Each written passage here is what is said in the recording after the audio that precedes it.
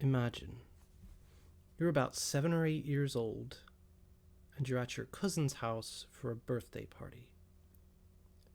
You're not quite old enough to be independent and do your own thing, so you're really just trying to do what all the other kids are doing, except all of the other kids are about to go outside on a hot sunny day and play football. You're not really interested in that, so what you do is you wander about the house, all the adults looking at you like you're a little bit crazy for not going outside and playing football with the other children, but you wander about anyway. Maybe go down their carpeted staircase into the basement.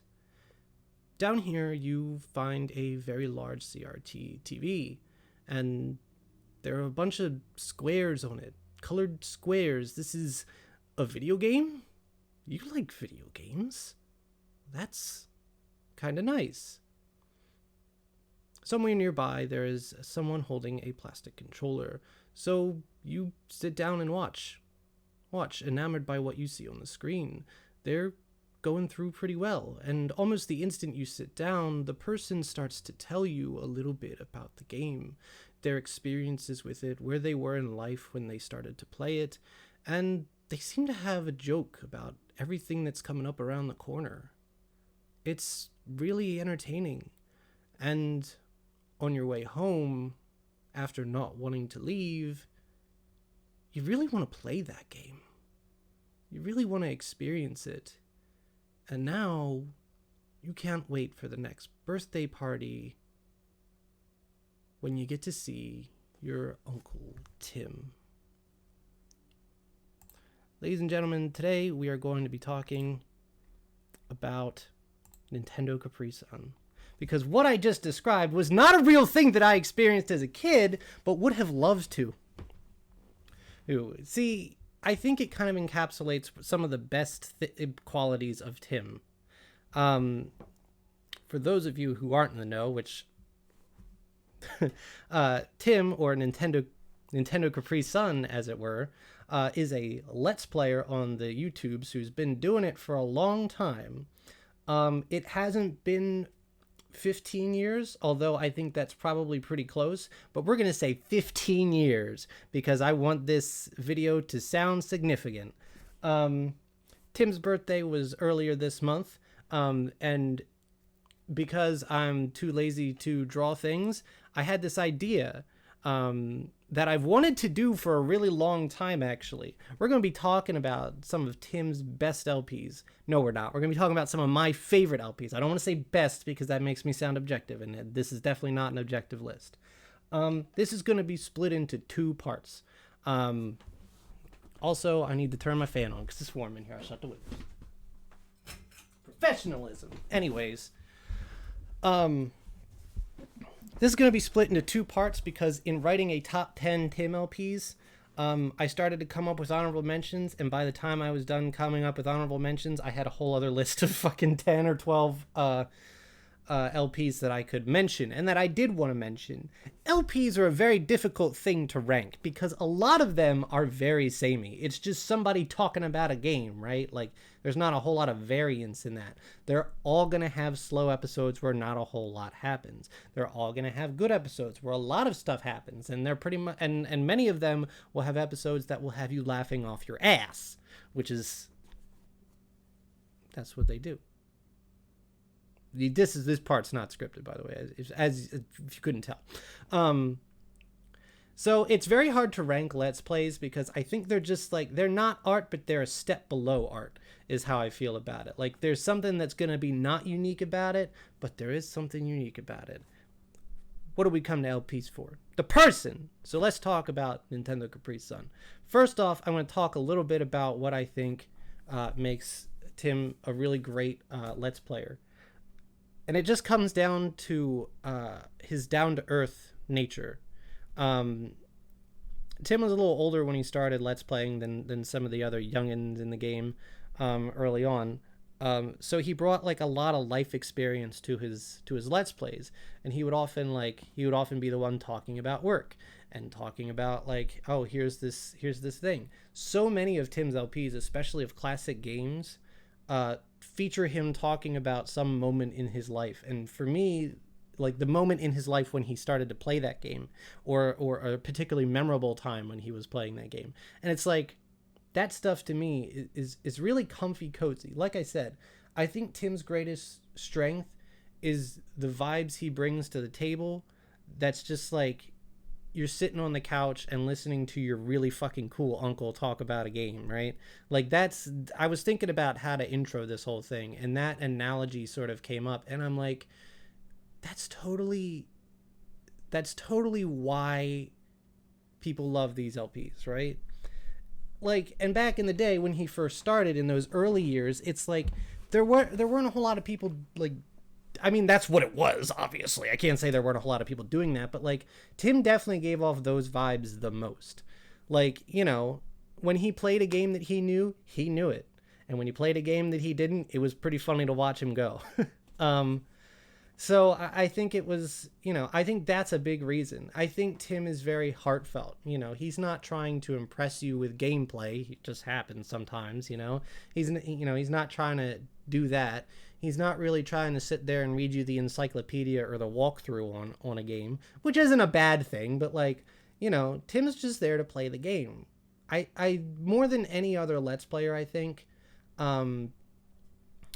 to watch a Tim LP is very much that feeling of sitting on the couch with a dude and just listening to him as he plays a game. And a lot of the times, you know, he's very interesting to listen to. So, yeah. This list was very interesting to create. There was a lot of, well, what makes a good LP? And that's when I sort of determined, I was like, it's not really about that, is it? It's like, you know, I don't think you can create an objective list of like the best LPs. I think you're pretty much always going to have like some bias in there, which is a little bit, you know, inherent in the nature of things, because, you know, the game matters and the person matters, but I don't know that there is an objective, like, an LP can certainly be well made, and there are ways that LPs can be worse than others. Maybe they're uninteresting, maybe the person didn't like it. I know that there are a couple of Tim LPs that are like that, like Kirby's Adventure, like, not such a great Tim LP because he really didn't seem like he was having a great time playing it. That's the one that came to mind first, of course. I know there are others, but like, you know, it's just, there's an ironic example of this later on, actually. But yeah, no, you know, it's really hard to judge what's a good LP and what isn't. I don't think that LPs are an art form that are like meant to be constantly entertaining. Like, I don't know how most people view them. Like, back in the day, I would watch them, like, just sit there and watch. Nowadays, they're more like background music. It's just like having somebody in the room with me. And, you know, I like that a little bit better. And I think that's the main quality I look for in an LP. I also felt a little bit bad because, like, dude, Tim has, like, dozens and dozens of LPs right now.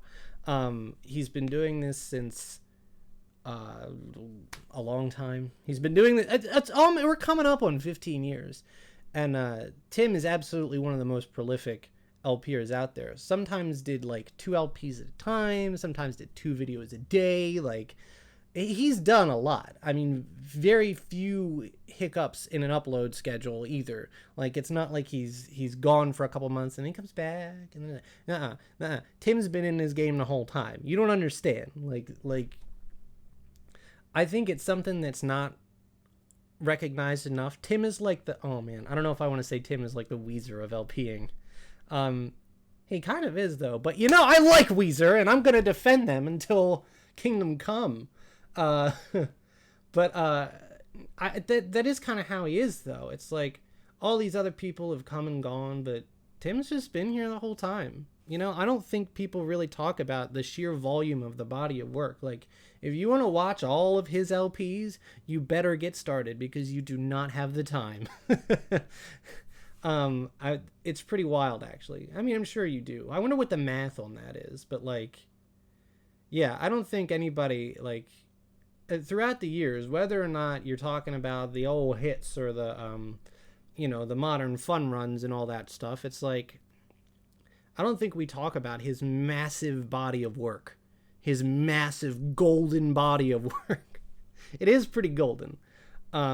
You just gotta respect it. So it's really hard to pick stuff out of that. And the cool thing is that I think that a lot of people could do lists like this, top 10s or even top 20s of this, and they'd all be different. Lots of people could do this. Lots of people could do this. Yeah? Yeah? Don't look at yourself. Look at the camera. Look at, you see that? That's you right there. And everyone would have different answers, which is fun. It's amazing, and it's a testament to the guy that has made so many LPs and that we all connect with them differently. I think it's a cool thing, and I may be listening to these LPs for the rest of my fucking life, like, and I would have no problems with that. So that's just kind of my thing. I feel like it's definitely totally subjective which ones are your favorites and which ones are not. Like, sorry fam, you're not gonna see any Phoenix Wright on this list because I ain't watched that shit. But like, you know, there are a couple of things on here that I don't know that people would have on their list, and there are a couple of things on here that are fucking predictable, and who the fuck cares? Like, why would you even say that? You don't need to say it, but I am anyway. So another thing I wanted to mention is that just goddamn, Tim is such a creative soul too.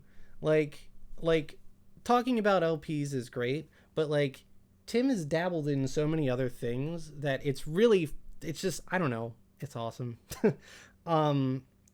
The vlogs are really good.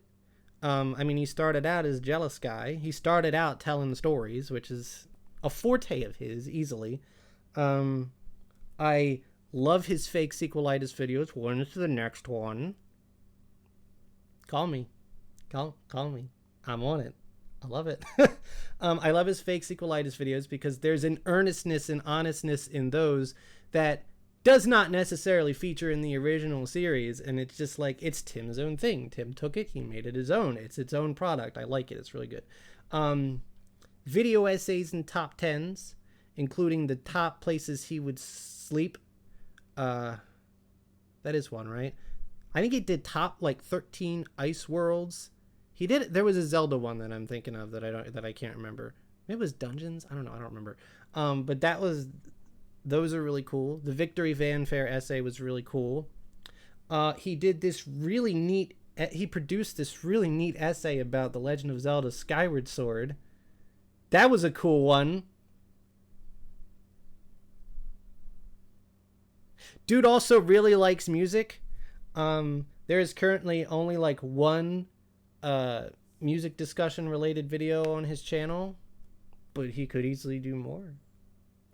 No, seriously, I do love hearing Tim talk about music because, like, for some reason, music and video games are not this, like, world that overlaps, and it's like, if I start talking about some random band on my CD stack over here, like, most people are like, I don't know who that is, and I'm like, I'm talking about Nirvana!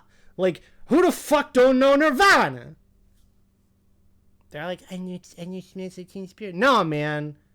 We're talking about Stay Away, man. We're talking about territorial pissings over here. What are you pissing for? But no, I mean, I love that Tim talks about music. His old music video tapes are some of my favorite things to watch because they're so funny and he just does not give a fuck. Speaking of music, the Mario Paint compositions are freaking incredible. Holy shit, I want to just visit the alternate timeline where Tim decided to do that full time because those are incredible. He hasn't done many lately, so if you're like a newer Tim fan, go look up his Mario Paint compositions because they are A+. I love those. They're amazing. I mean, just everything, and even art. I mean, go watch the fake sequelitis. He draws most of his own shit. He drew most of his own shit for the Twilight Princess, the Skyward Sword video too, actually, which is a nice thing to mention. I mean, Tim dabbles in everything. The Danganronpa TRG fanfic videos, he wrote those. He writes. This man does it all. And I really want that talent to be acknowledged, and appreciated because goddamn, what a cool dude Tim is. And on top of this, he's just a really nice guy. dude would give you the shirt off his back and slip you a hundo if you need it. You know what I mean? Like, he's very nice. He's very down to earth, and I think even more than that, he's very honest and open about his feelings. Like, I mean, his original vlog channel was called Jealous Guy. I mean, what does that tell you? You know what I mean? He's been very open in the past about his awkwardness around people, which I think a lot of people have related to, and I think especially in his early days was a thing that a lot of people needed to hear and relate to. I think a lot of people heard, I can't look people in the eyes, and I think they related to that. I think they were like, dude, me too. I'm not the only one. And I think through that, people have really found kinship through video games, and LPs, and just talking about these things like a normal human, right?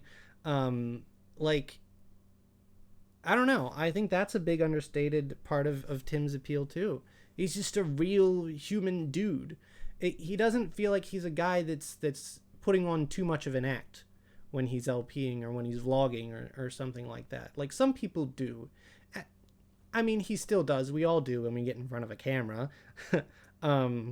So, I think his just down to earth, his openness, his willingness to talk about it, and the fact that he's not some, overly sociable and overly excitable person, just, I don't know. It makes him the coolest dude on the internet to hang out with. It really does. I don't know that people like understand that there is a bit of a difference between like, Tim and who he is in his LPs, but like, it's still there. He's still genuine. He's still honest. He's not trying to lie to you about it. You know what I mean? I don't know. It's just, he's a cool dude. Look, I'm proud to say that I am personally friends with the guy, and he is a cool dude. He really is. So it's like, I think, there are a lot of people who are, I have a lot of friends who are friends with him, and I think I think I can speak for us all when I say he's a pretty cool guy. And his LPs are cool too. Let's start talking about that. It's been 17 minutes. I haven't even gotten to my other one. See, this is why this is going to be 2 videos. So let's start talking honorable mentions. And at the end of my honorable mentions, I'll talk about my actual honorable mentions. So this is like my 22 to 11 top Tim LPs. Okay, so first we got Super Star Wars. So we'll talk about this later, but Star Wars and like Star Wars quotes are one of the things that got me into Tim's LPs early on. And I owned Super Star Wars as a kid. I distinctly remember going into Kmart, and it was like years after the SNES. I think this was probably like the last SNES game I ever got. It was like years after the SNES came out, and I think Kmart was like selling used games at the times, but I bought Super Star Wars. I was also sick with bronchitis, we found out later that evening. So I just remember kind of being sick and playing Super Star Wars, being real fucking bad at it. I made it past the first level at some point, but so to come back years later, and this is going to be a running theme throughout the honorable mentions, and see Tim absolutely tear this game apart like it's Sunday breakfast, was really fun. I think sometimes Tim is at his best when he's like, there's a certain element that he's in, and I think it's like when he's re-experiencing things that he grew up with. It's always a good time, and Super Star Wars is a big one. So it's definitely in my notes I have it's definitely a watching your uncle kind of thing, because I can imagine sitting somewhere in that basement and watching Tim play Super Star Wars and quoting the movie.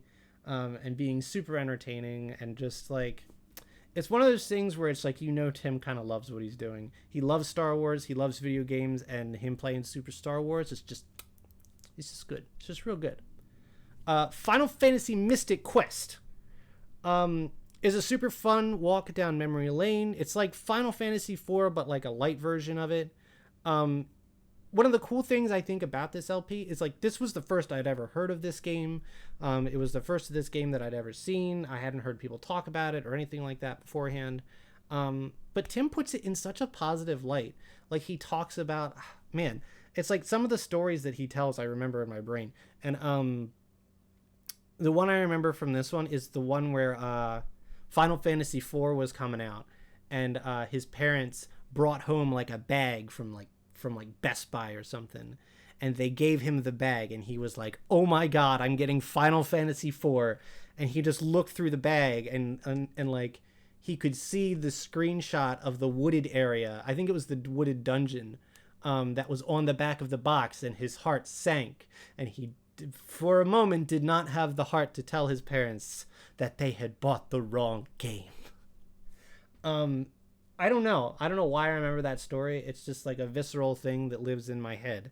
Um, it's like it feels like something that happened to me as a kid.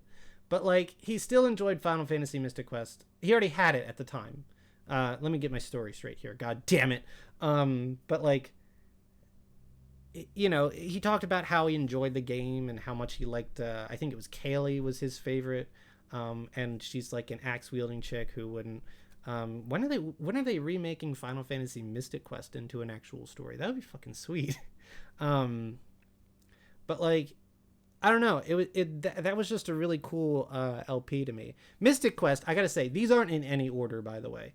They're 22 to 11. Mystic Quest would probably be like 11 or 12. I really do like the Mystic Quest LP. He just treats it with like the same respect he'd give any Final Fantasy title because, you know, Tim is more linked to the memory of it, and that's the appeal of Tim. So it works really well. Yeah, that would be higher. Super Star Wars would be probably somewhere towards the back of that one because it has so much in common with some of the next couple of entries on my list. The next one on my list being Donkey Kong Country. I think it was probably Tim's LP. Look, if you know me, you know that I like me some Donkey Kong Country. So like, you know, I think it was probably Tim's LP of the game that inspired me to go back and play it. I may have already had it on the Wii Virtual Console, but I think watching him was like, you know, I could go play that game. And I remember when I bought it on the Wii, I beat it for the first time. I played it over like 2 or 3 nights, and I went through and I beat the whole game. And I was like, all right, cool. That's the first time in my life I've done that. Because it was a game I had as a kid, and you know. I never beat it. We got to World 5 and could never beat. Had a hard time beating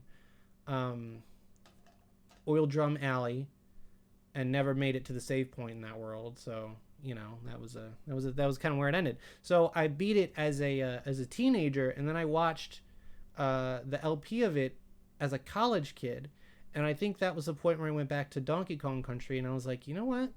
Wow, I played it. I think I played it, and I might have beat it in one sitting, and it was like 4 hours, and I was like, wow, I can do that. Now years later, I came back to it, and obviously I started to get pretty good at it. Shout outs to the Donkey Kong Country rates, featuring Fahrenheit, Poltergust 5000, and moi. I actually really I do have a soft spot for that race. Not just because I was in it, but because I can look back on it and I'm like, I am so much better at this game now. But a lot of it started with Tim's Donkey Kong Country LP because that was the only one out. That's like one of the few Donkey Kong Country LPs out there that I can find even. It's kind of weird. But I love that game, and I love watching Tim play it, and watching him play it was like one of those things where I was like, wow, this game is not as hard as I remember it being. So that was cool. Speaking of hard, next on my list is Castlevania 4. Every Halloween, I go in and I try to beat Castlevania 4. Every Halloween, I fail, and every Halloween, I go watch Tim play Castlevania 4. This LP is just cathartic to me because it's once again kind of Tim in his element. It's just a joy to watch him play it, whether it's the LP or on stream, which he does every Halloween. It's always a joy to watch him play it, take on this game that I cannot beat, that is a game that I have legitimately tried to play several times and cannot beat. Like, there are some games that I'll try and I'll be like, okay, this is not for me. I'm not going to play this anymore. But like Castlevania 4, I constantly come back to because I like the game, but I still can't beat it. A lot of games from the SNES era I like have come back to as an adult and actually beat, and it's been really good. But Castlevania 4, no, didn't do that. So that's a game that's really fun for me to watch him play and just crack wide open. Me, I just get to the mummy. I'm like, that's a wrap. You get that one for free. Donkey Kong Country and Castlevania 4 would probably be somewhere in the middle. Probably somewhere in the mid-teens. Probably towards the back a little bit. The next one is Skyward Sword. Gee, I wonder why I like his Skyward Sword LP. It actually has nothing to do with the Skyward Sword video. But, like, what I love about... Relating to that, what I love about Tim's Skyward Sword LP is that it is a time capsule from when that game first came out. I remember, like, around the time I started watching LPs, Skyward Sword was the big news. It was the big upcoming Zelda title that everybody was excited for. And that was really interesting. So when it finally came out, it was like all this hype was there. Everybody was talking about how they were playing it, and, you know, everyone was really excited for it and all that, you know, all that stuff. Back then, there was a thing called the 3-month rule, where LPers had this, like, sort of, it was a spoken rule, but it wasn't like law or anything. And copyright back then was way easier to figure out and navigate. It hadn't really, you know, sunk its teeth into people yet. So they just had like an unwritten 3-month rule where you wouldn't play a new game until 3 months after it was released. And it was probably more for spoiler purposes back then than copyright. It was just people being respectful, you know? After the 3 months was up, actually it might have been a little less than 3 months. I think Tim eventually just said, fuck it. Tim was like one of the first people to play Skyward Sword. So his LP was like the first one where it was like, okay, cool. What does somebody else think about this game? And it's a nice little time capsule of a time when people actually fucking like this game.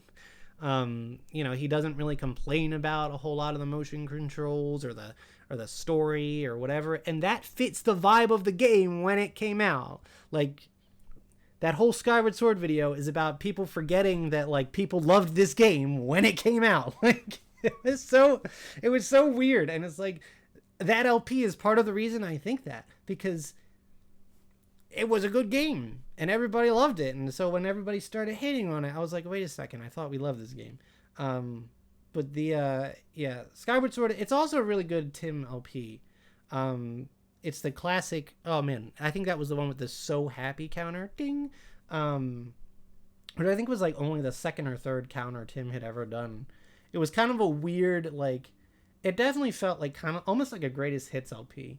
It was like Tim was really trying to bring together all the fun elements of LPs that had come before. And it's really interesting to see that, and like to see the thing try to evolve as a medium. You know what I mean? He did the cool singing intro, which I have to mention when talking about Skyward Sword, because that's all I hear when I hear the theme. But like, it's a really interesting LP. It's a really interesting time capsule of that period. So yeah, it was a good one. It was a really good one. Metroid Prime 2.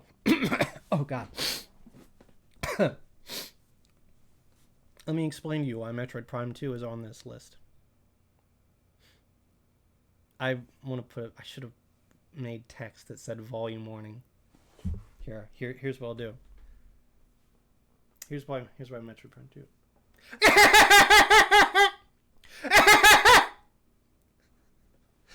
God, the neighbors are going to call the police and say that the Joker is back. The Joker. And that's why Metroid Prime 2 is on this list. Next one, Shadow of the Colossus. I love Shadow of the Colossus.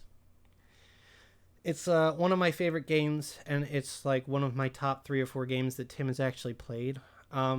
But I think more than anything, Shadow of the Colossus was an interesting sort of low-key LP, which was a little bit more rare in that time because, like, the dawn of the LP era where they started to get popular, it was all about the memes. It was about the, you know, the bathroom song and Chugga Conroy screaming because that was just like literally a meme.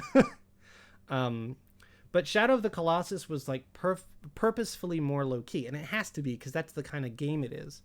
It was good. It was kind of different. I don't remember a whole lot about it, but I love the game, and I know Tim loves the game. This is definitely one of those that I would love to see a remaster because it was like played very early on in the days of LPing.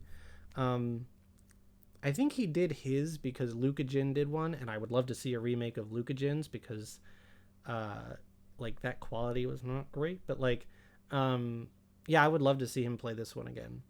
Shadow Colossus is a great game. That one would be kind of toward the back too. Breath of the Wild was one that I had on here. A couple 2 years ago, it's the LP that I would have put on. I never finished this LP because it's long as fuck. I would put it on while I was drawing because it was cool to just kind of hang out. I didn't really have to pay attention to what was going on because you don't have to when watching someone play Breath of the Wild. So it was just like a cool, really chill LP. One thing you'll notice, and I did want to address this, I think earlier, but oops. So one thing you'll notice, and one thing that I kind of consciously feel a little bad about, is that a lot of these LPs are like older and classic, and I hate that. I hate that. It's like giving a top 10 Weezer song. Here we are back at Weezer. Who talks about Weezer during Breath of the Wild? Like, what's up with that? But like, it's like doing a top 10 Weezer songs, and all of them are from Blue and Pink. Like, that's not how you do a top 10 Weezer song. Like, I don't like that. So Breath of the Wild is important because it's a little bit later on. It definitely feels like there's a quality to it that makes it feel like it could have come out in 2012 to 2013, which is really cool. It's a really chill LP. I really like it. It's just very Tim. It's just very flowing. You know, sometimes he'll talk about things. Sometimes he'll talk about life. It's a big enough LP, like you would expect it to have everything, but it does in fact have everything. So that's really cool. Definitely one of my favorites. You know, and I don't want to make it look like, oh man, he doesn't. Tim got worse over time. No, I don't think he did. He's very consistent. I think it's just, you know, again, with LPs, it's very difficult to judge quality. And you've seen enough of them, they sort of just blend together. A lot of these a lot of the ones that are my favorites are like have formative memories of the whole LPing scene to me, or have a very strong tie-in to my own experience with them at the time. You know, I got into these things in college, so a lot of those moments were like, okay, this is cool. This is making me feel, you know, like I have someone to talk to. It was very important at that time, a little less important now. You know, not that my social life is really all that much better, but like, you know, I don't know. It's just, it's hard to look at like the guy's body of work and be like, oh yeah, this was like, you know, of course I have more memories of the time when I was first discovering the medium. So that's just kind of how it is. I don't want to make any statements about the quality of things going forward. You know what I mean? It's a little weird. Yeah, I could do a whole video on that, and I might have to now. The next one was Mario Party 2. Oh my god. Like, not really a thing that you would think of, but like, oh my god. Tim's solo LP of Mario Party 2 was a very fun descent into madness, where there's like Flatface becoming an actual enemy, the ghosts of Chugga and John playing. It was really weird at that time to see a solo LP or LPA multiplayer game. That was like kind of a weird idea too, especially since the Runaway guys existed like pretty early on into the whole LPing thing. Really did not take very long for them to get started and become a huge part of the scene. So it was really interesting for like Tim to have this really weird like descent into madness sort of thing. It's the thing that I don't think anyone could actually like replicate today without like large amounts of editing and very interesting and creative ideas. But this was like a really cool version of that. And it's like, it definitely felt like the after party, right? Like you just went to like, I keep saying this, like Christmas or a birthday party or something, and you had a lot of fun playing multiplayer with your friends, or like it's after a sleepover, and like after everybody leaves, you're just like, man, I really just want to play more Mario Party. So you do, and then you just pretend everybody's there and that everything is okay and that you actually have friends. Here's a modern one, sneaking its way into my top 20 LPs here. Idle Dice. The Idle Dice LP blows my fucking mind. After all these years, here's a good example. And you might be thinking, Idle Dice, what the fuck? So Idle Dice is just a clicker game. First of all, it's cool after years of hearing Tim talk about these clicker games that he just runs in the background all the time. Like, it's weird to see him actually play one. But the thing that impresses me the most about Idle Dice, the thing that blows my mind, and maybe you didn't notice this, but I did, is like every time I saw one of those pop up in my subscription feed, I was like, you know, at some point he's going to run out of things to say, and he's just going to talk about the most random shit. He's going to either talk about like what's going on in his life, which I always like hearing. You know, he's going to talk about a game he's playing. He's going to talk about music he's listened to, and I want to hear that. You know, that's one of the things that I love about Tim LPs. And I was like, oh man, he'll probably get really existential about the nature of randomness and the randomness of the universe, and how like maybe this is you know, akin to population growth, or like, you know, a kingdom of ants starting from the ground, some weird out there like super deep Tim sort of conversation. It never happened. There's like 6 videos of this. It never happened. He talked about dice the entire time. He talked about dice and a little bit about random chance and like numbers increasing and strategy for this stupid ass little clicker game. He talked about that the entire time. It blows my mind. It literally, like, by the time I got to episode 4 or 5, I was like, this is blowing me away with what's happening here. Like, literally talking about numbers the whole time. Literally just talking about the numbers and the fucking, like, oh man, you can prestige this, but I don't know if it's really worth it to do that. And I'm just like, dude, how are you doing this? It's amazing. It's incredible. It's an anomaly. I don't even know how it happened. There's my rant about Idle Dice. Next up is Xenoblade. What? Tim didn't do a Xenoblade LP? Well, this entry is kind of for like all of his streams that have been uploaded to YouTube and some that haven't. Tim streams, by the way, if you didn't know, every Tuesday and Friday over on twitch.tv/NintendoCapriSun. The reason I say Xenoblade is because I love Xenoblade, and it was one of the really cool LPs. Tim did a lot of like blind streams, which is a really good venue for him doing blind stuff, because like he can be like, all right, Chad, help me out. I'm not going to get into that topic too much. But you know, they're really cool. And there was a really cool era of him streaming, which is more modern as well. It was like 16, 17, 18, 2016, 17, 18, where he did a lot of them. Like, did you know that Tim has played through Danganronpa, the entire series, Life is Strange, The Wolf Among Us, Fire Emblem Awakening, 999, Ghost Trick, Persona 5. Persona 5 was probably like my favorite of his blind streams. Just because it was like, I don't know, it was really cool. It's really novel seeing Tim play Persona 5. His reaction to Belphegor is obviously pretty priceless. And it was just, I don't know, it was really cool seeing him play that. But like, yeah, it's like all these things you wouldn't know. So go watch his streams.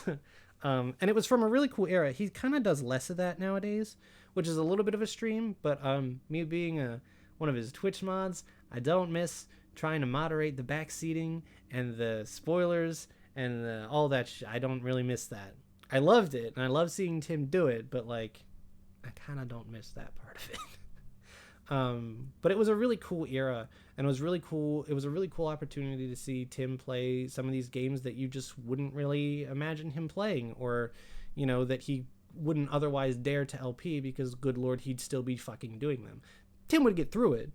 Persona 3 would be 300 fucking episodes long, and he'd still do it because that's Tim, But no, it is really cool, and some of them it was genuinely cool to hear him be enthusiastic about those games, and it's just like, I don't know, it's cool, and you got to talk to him in real time about it. It's cool shit. You mostly had to wait till the end to actually talk to him about it, but because it's hard to talk about some of these games without spoilers. But it was always really cool, to see him get what the hype is, and it's always very rewarding to see a story, or a game stick with Tim after he's played it for the first time, because you'll notice through the years that there are some games that he's played, even LP'd, and he just doesn't talk about anymore. You know what I mean? Because he just doesn't remember them. It doesn't really stick with him. So it's always really cool to see him do that. Even with stuff like Pokemon, where he doesn't really LP those games a whole lot, but he still plays them and he still enjoys them. I don't know, it kind of brings warm feelings to my heart. You know what? In 15 years, when I'm at that point, I'm still going to be finding new things to enjoy. And those streams are kind of like that. So that was definitely a cool time in the Nintendo Capri Sun experience. Finally, I have A Link Between Worlds. This one was kind of special to me, in particular, because I remember re-watching this LP after I had my gallbladder surgery. So I was just kind of laying in bed and, didn't know what to do. And I watched a couple of LPs. Proton John's Aria of Sorrow LP was the other one. And then Tim's A Link Between Worlds is a really surprisingly good LP. It's another one of those that's kind of from the later years, but it's really good. Go back and watch that one. I don't think people really realize how good that one is.